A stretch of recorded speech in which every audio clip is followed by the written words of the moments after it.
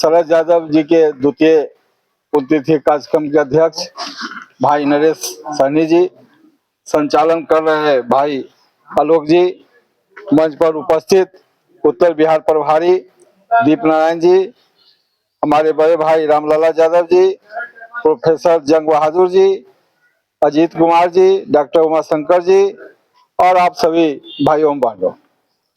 हम बिहारी विश्व के किसी कोना में जाते हैं रोजी रोटी की तलाश में, तो बिहार का सम्मान बढ़ाते हुए अपना रोजी रोजगार करते हैं।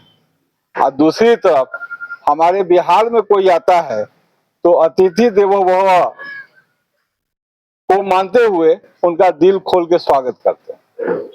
बिहार के दो बड़े नाम जॉर्ज फर्नांडिस जी और शरद यादव जी, दोनों का कोई सरोकार नहीं था बिहार से। शरद यादव जी उत्तर प्रदेश से आए, जॉर्ज साहब कर्नाटक से आए। लेकिन जॉर्ज साहब कई बार मुजफ्फरपुर से प्रतिनिधित्व किए, कई बार नालंदा से भी प्रतिनिधित्व किए, और शरद यादव जी लगातार मधेपुरा से सांसद रहे। एक बार जब शरद जी का चुनाव हो रहा था और आनंद मोहन जी चुनाव लड़ने गए थे, तो उन्होंने नारा दिया था यादव बनाम गैर यादव, और दूसरी तरफ शरद यादव जी के समर्थक नारा दिए थे रोम पोप का मधेपुरा गोप का। और बहुत दिलचस्प लड़ाई हुई थी और उसमें शरद यादव जी चुनाव जीते थे।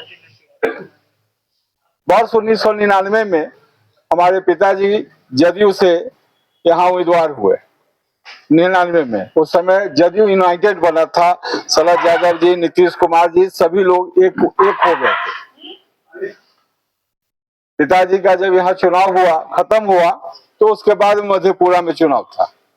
तो ये उन्होंने चुनाव खत्म होते दूसरे दिन मधेपुरा चले गए और उनके साथ कमलू बाबू गए थे।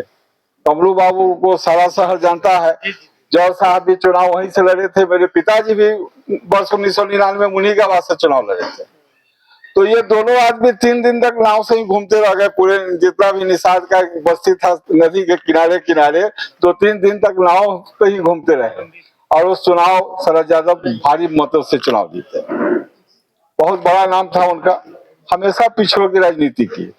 एक बार उनके साथ मेरा मिलना हुआ था जब 2009 में पिताजी दूसरी बार जदयू से चुनाव लड़े, और चुनाव जीतने के बाद हम लोग गए थे, पिताजी के साथ मिले थे, उनके आवास पर जाके आशीर्वाद भी लिए थे हम लोग।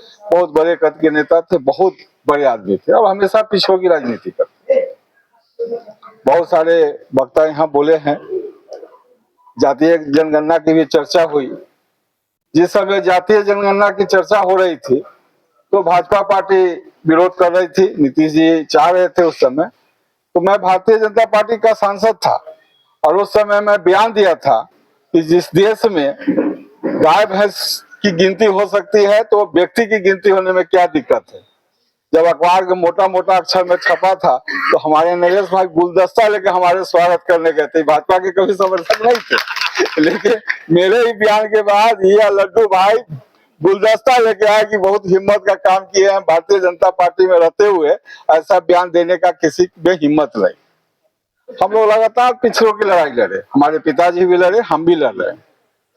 बात यहाँ हर बार घूम फिर के आरक्षण पे आ जाती है। तो आरक्षण पे एक बात और ध्यान देने की जरूरत है कि सरकार जो विकास के नाम पे आगे बढ़ रही है, तो जितना सरकारी उपक्रम है उस सबको तो दर दर कर बेचते जा रही है। तो सरकारी उपक्रम जब रहबे न करेगा तो नौकरी कहाँ मांगिएगा, आरक्षण कहाँ मांगिएगा, ये भी ध्यान देने की जरूरत है। आने वाला भविष्य में नौकरी या तो डॉक्टर का रहेगा, नहीं तो फौज में रहेगा वो 4 साल वाला अग्निवीर वाला, और नहीं तो फिर IAS IPS का रहेगा, सिपाही पुलिस का जो है यही सब में नौकरी रहेगा।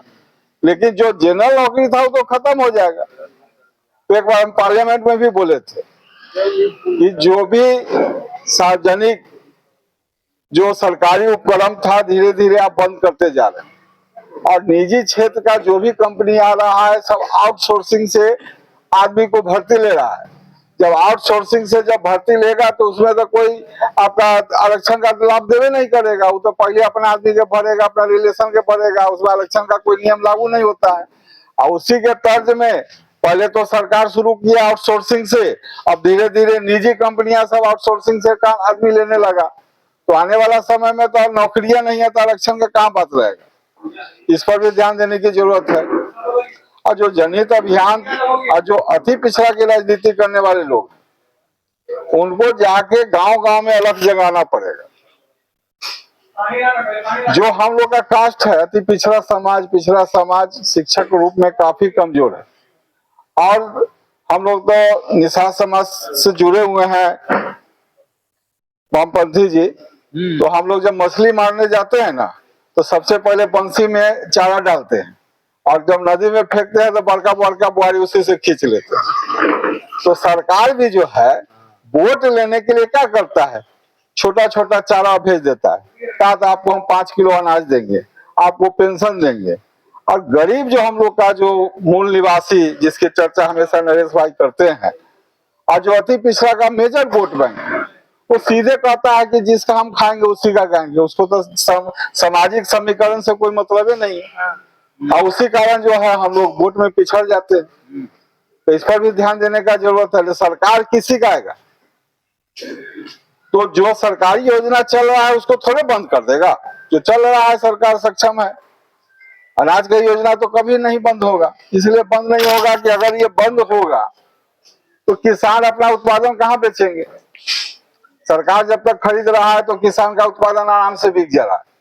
अगर ये लोग खरीदना बंद करेंगे तो व्यापारी के हाथ में जाएगा, तो महंगाई भी बढ़ेगा और किसान का शोषण भी होगा। ये कभी नहीं होगा, क्योंकि हम लोग का कृषि प्रधान देश है। उत्पादन हमेशा ज्यादा रहेगा, और सरकार जब खरीदेगी तभी किसान को अच्छा मूल्य भी मिलेगा।